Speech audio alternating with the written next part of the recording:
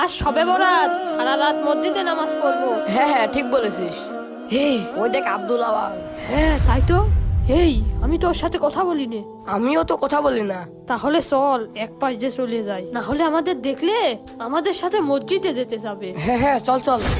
ভাইয়া আসসালামু আলাইকুম। ওয়ালাইকুম আসসালাম। এই রে ধরা পড়ে গেলাম। সামিন ভাই আপনারা কোথায় যাচ্ছেন? আজকে সবে বরাত, আমরা দুইজন মসজিদে নামাজ পড়তে যাচ্ছি।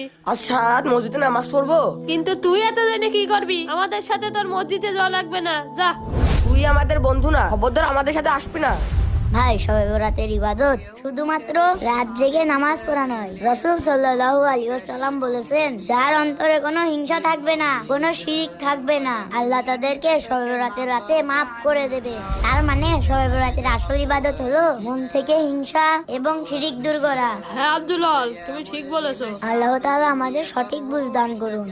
আমিন।